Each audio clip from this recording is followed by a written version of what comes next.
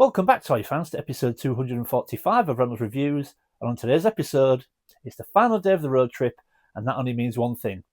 We're going to take a look at the Darby Den.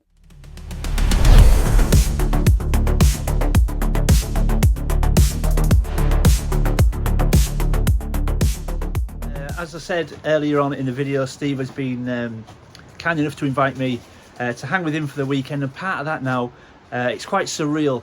I've never actually seen the Darby Den in person. I've only seen it in pictures and videos, but Steve has brought me up into the den and we're going to take a look around. I'm going to show you around and show you some of the gems that Steve's got on display. So let's waste no more time.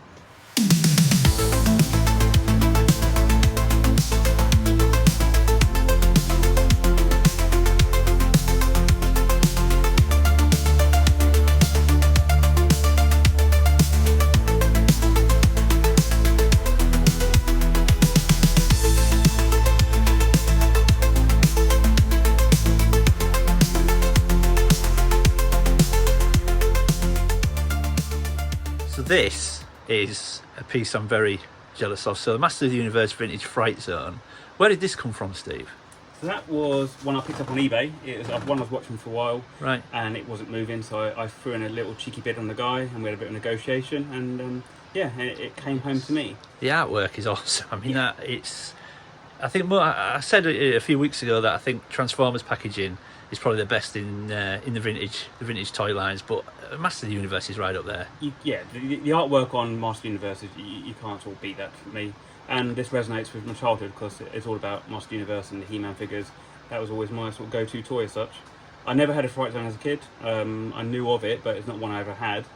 And to find the box and it's all complete, minus the serpent, because as expected, that kind of deteriorated over the years. Yeah. But no, the packaging's spot on. It is awesome. And then, so you've got it out the box, so there it is on top of your Detolf. Now that's a custom serpent, right? Yes, there was a guy on Marketplace who I can't remember how I came across it, but I saw somebody else put one up, and so I reached out to him, and yeah, he had a big waiting list, but he makes it himself, 3D printed, all painted up, and it fits in nicely. So you've done a fantastic job on it. Yeah, that is cool. And like we say, the original one, over time, it just deteriorates and falls apart. Yeah, they do. I mean, they sort of perish, don't they? And I think it's difficult to get an original one now. But that, I mean, really, I'll get a close-up on it, but that is amazing work. Do you know what it's made out of? It's like just a proper resin material, really. Oh, right. Oh, you can grab it. Wow. Yeah, and that's great. And a great replacement if you haven't got the original. So, yeah, very cool. So, this is where the evil horde hides out. The Fright Zone! You put it together, Fright Zone, He-Man, Hordak, and Man-at-Arms figures each sold separately. So nice of you two. Stop in for lunch. The Fright Zone! The Fright Zone! The Fright Zone! Your overgrown lizard doesn't scare me, Hordak. Oh, no! The Fright Zone!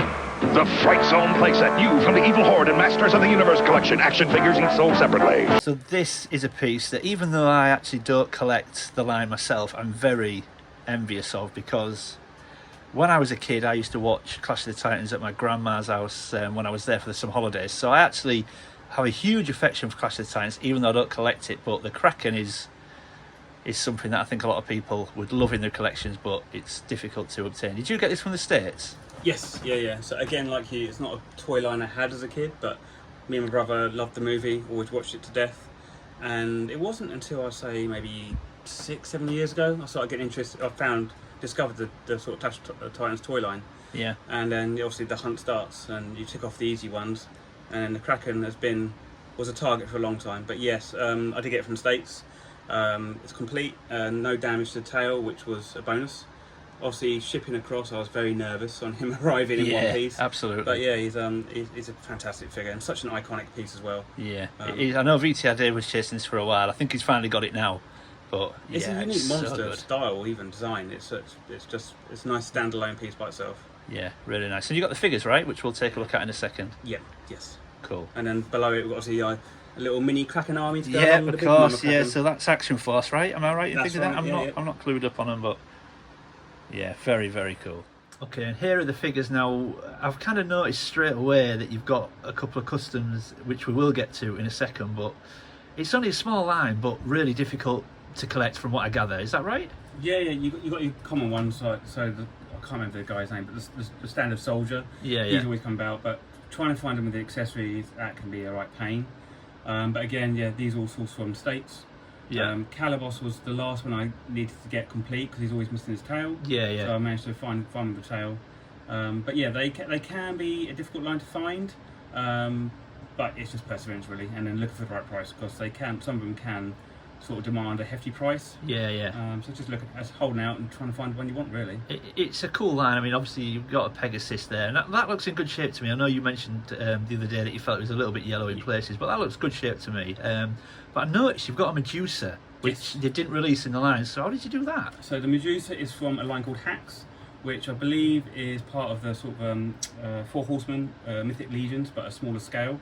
But yeah, they released a Medusa in the Hack series, and I just thought it suits the scale for the Clash of Titans. It does. You've done a great job with it. And then you've got is it Andromeda and Zeus? That's it. Yeah. So they were two custom jobs I made. Zeus was basically the body of Anakin, Last 17. Oh Skywalker, yeah, and and then the head is from the amazing film Last Jedi or Luke Skywalker's head. Yeah. So Everyone must watch that film. Exactly, yeah. So I sort of kit bashed that together and made Zeus, and then Andromeda is Bespin Leia, basically. Oh, of course it is. Yeah. So I just repainted up, and then the cloak came from a modern version Leia. Wow. Yeah. I mean, the Medusa's amazing, but you've just done so well with all the customs because they really work well. Yeah, of course, the Last 17 Anakin body, and it works well. You've done a great job with those, and I guess essential figures really just to sort of fill out that line. Yeah, it's two key figures really that are missing from the line, so yeah, that's add them in. Brilliant job.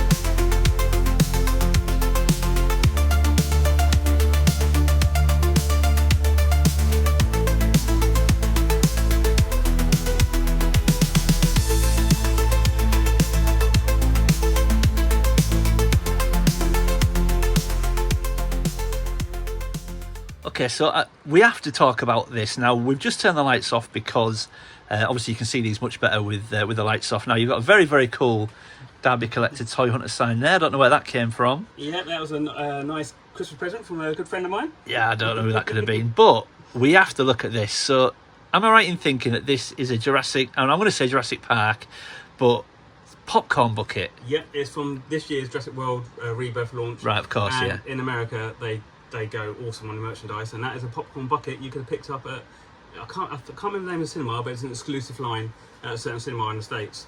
Yeah. And yeah, we get nothing like that over here. They do it proper in the States, don't they? Yeah, we do. don't. I mean, who lights up a popcorn bucket? Just and a kid to get that at a cinema is spot on. Yeah, so that yeah, is. Of course, I had to inquire and get one of those. Yeah, that is very cool. I had to stop and sort of turn the lights off and look at this because, yeah, we don't get anything like that. The way it's lit, it just looks so good. But anyway, popcorn bucket, who'd know? But also, then I spotted these, Steve, which I've got to admit, I love a lunchbox. I've got a couple of Bluebird ones, but these, I like the sort of metal, what I would call a lunch pail, if you like. I always think the difference between a lunchbox and a lunch pail is the lunch pail are like metal. But these are very, very cool. So we've got an Aliens one, a Joe one, E.T. and then Jaws at the end. But again, are these sort of things you picked up in the UK, or do you need to go for the States for these? It's a bit of a mixed bag really. So what started this off was my wife got me the Jaws one a few years back because I'm a massive Jaws fan. Yeah, of course. And so that came along with a nice little flask. And then recently I picked up an E.T. one, and that was part of a 4K release of the Blu-ray. DCBG will be very jealous of that. It's very, very cool. And then I've got an Aliens one, and again it comes with the flask inside. Yeah. And then recently I've got the G.I. Joe one from the States. And yeah, I mean, they're all very cool. The one I am looking out for is a Gremlins one to complete the set, really. Yeah. I know we've seen one recently, but they're expensive, aren't they? It's a pricey tag. Yeah. But again, I'll get one at some point. Yeah, I'm sure you will. They're just so good, aren't they? Would you ever use them if pushed? I think I could. To be fair, I'd be reluctant to getting more damage on them, but they're just so cool. And again, you mentioned the Bluebird ones. I had, I think, a Star Wars one, but we never got the metal ones over. I don't believe. No, as a child. they are good. I'd love to. If I got a new job, I'd use one of these. Now, I couldn't help but notice this, Steve. Now, I've not seen this before. When you've sent pictures and things, I've not seen this before. So, this is a Battle Cat backpack. Where's this come from? Yep. So, Loungefly. So it's a sort of a brand that is notorious for like little sort of handbags or purses, stuff like mainly aimed at sort of the women collectors or All women right. folk. Okay. And then they launched a big sort of a Battle Cat He-Man backpack, and I was like, that's coming. I've got to get that. It's so good. Can you get a Panther one?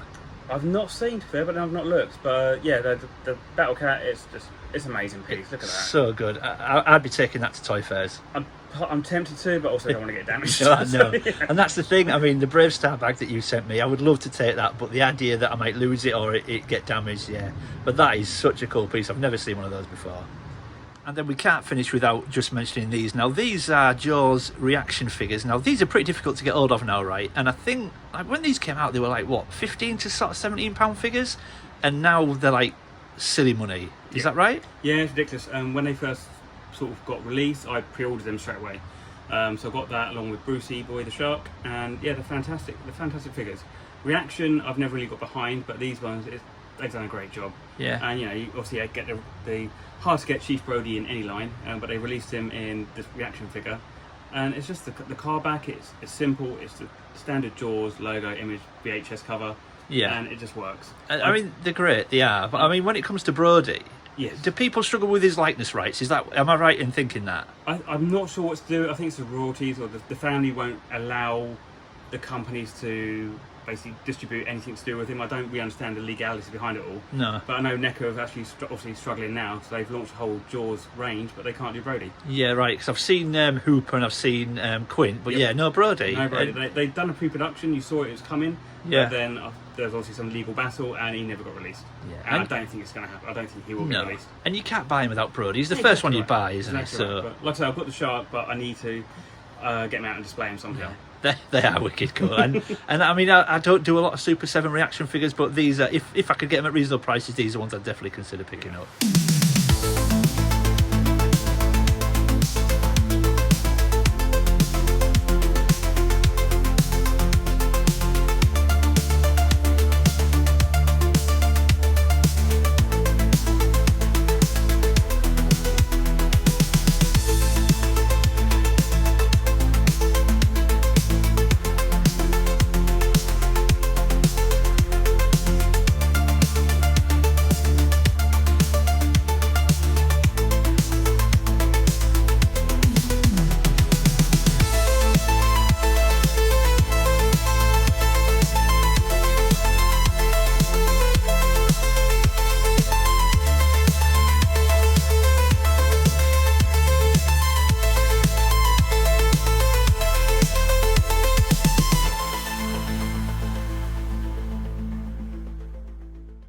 And there we go, folks. How amazing is the Darby Den? There were so many fantastic pieces in there. We couldn't get around them all. I tried to pick out some standout pieces, or what I felt were standout pieces in the room.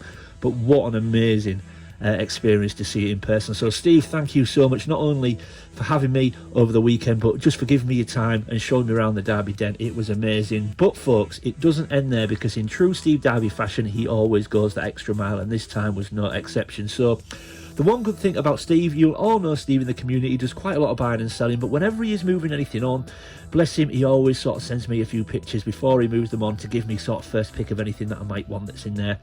And he sent me a few pictures before I went down on the weekend, and one thing I spotted was this. So whilst I was there, I picked up this Transformers wall clock from Steve, and it's absolutely beautiful. When I saw it, I was like, yep, I'll take that, that's coming on with me. I'll grab it when I come and see you on the weekend. But look at this. What self-respecting kid in the 80s did not want a Transformers wall clock? So this came on with me, and it is now obviously not right now because you've seen it on the table, but this is now hanging proudly in the Reynolds Reviews collection room. And look at that, man. So of course, as you can see on the front there, we've got the Transformers logo, we've got that huge image of Optimus Prime, and then in the background we've got Laserbeak there, we've also got Ravage, and then we've got, oh, that's thrown me a little bit. So is that Smokescreen? I think that's Smokescreen, the Autobot there. Quite strange to have Smokescreen on there. You would have thought it'd have been one of the more obvious ones, wouldn't you? Maybe Jazz or Bumblebee, but I'm pretty sure that's Smokescreen. But look at that, man. As soon as I saw it, I was like, yep, that needs to go in my collection room. So I picked this up from Steve. Now, on this occasion, I did pay him for this. He gave me a great price, but Steve gives me a lot of things. But obviously, I was insistent that he took some money for this. So yeah, so again, thank you, Steve. I'm very, very happy with this. But like I said, he gives me a lot of things, and while I was there, he gifted me something else. So Steve gifted me this while I was there, and I was absolutely blown away when I opened this. Now, if you know me and you know the channel, you will know I'm a huge fan of Coleco's Rambo toy line. I absolutely love Rambo, the Force of Freedom figures, and this is a figure called Chief. And this is actually from the Elusive Series 2 line of Rambo figures. Not easy to get in the UK, even harder to get when I explain a little bit more about this figure. So this is Chief. He is missing a couple of accessories, but as you can see, he comes with his sort of huge shoulder, what looks like a bit of a minigun, and also he's got his tomahawk or his sort of axe there with him. He should have a rifle and a pistol, which I will start to track down now. However, Steve gifted me this figure and I was blown away when he did. I absolutely love it. However, when I then visited VCR Dave later on in that weekend, now Dave is also a big Rambo fan. When I told him that Steve had gifted me this figure, he said, "Oh, can we have a look at it?" So I grabbed it, and straight away Dave's eyebrows raised and he said, "Huh, that looks slightly different to mine." So of course Dave grabbed his Chief figure, and sure enough, it was slightly different. So Dave's version had a slightly different gun, or sort of minigun. So on his shoulder it had like more of a camo coloured sort of rotation piece for the bullets in the middle there, and also the little section on the back was the same colour, like a camo colour, whereas mine are red. But then we also noticed that Dave has more of a sandy coloured boot colour to match his vest, whereas mine are yellow. So of course straight away we looked at each other and said, well, I wonder why that is. Is it, obviously it's a variant, and it turns out the happy accident is that this is an Argentinian variant. Now, in the mid-80s, Coleco released Rambo figures in Europe and in the US, but a South American company from Argentina called Joxa released the figures in Argentina, and this is the Joxa version from Argentina. Now, I have no idea if Steve realised he was picking me up the Argentinian version, but not only are the Series 2 figures hard to get, they're even harder to get from the Joxa toy line. So I was so happy when Dave looked at me. He's like, "This is the variation, you've got the Argentinian version." So not only is this an amazing figure, it's a happy accident, Steve, because you picked me up the Argentinian version, which is much harder to get and even more expensive. Not that value matters, but yeah, so I am buzzing to get this into my collection. Hopefully I'll get the rifle and the pistol soon. But look at this guy, it's absolutely wicked cool. Like I said, I've already pointed out the variations. He came with a red detailed gun instead of like a camo colour, and yellow boots instead of like beige coloured boots. But Joxa also released certain other variations. So they released the figures from the standard line in different sort of outfits, but they also released like desert camo outfits as well. So they came in like desert camouflage. Absolutely awesome. Very, very difficult to get. In fact, I've never seen any in the flesh. So yeah, this is my Argentinian Chief. So that gives me 2 figures now from Series 2. There was only 6 figures released in Series 2. I've now got 2. I need 4 more, but yeah, man, absolutely awesome. So once again, thank you, Steve, not only for gifting me this, but just for having me over the weekend. We had a great weekend, folks. We had loads of laughs, and I just want to say thank you again, Steve. I hope I can come and visit you again very soon. But not only thank you to Steve, I need to give a big thank you to his lovely wife, Jess, because they made me feel right at home while I was there. They didn't let me lift a finger. They treated me like royalty. And yeah, what an absolutely wonderful couple. And thank you guys, because it is very personal to open up your home to somebody, and I really do appreciate that.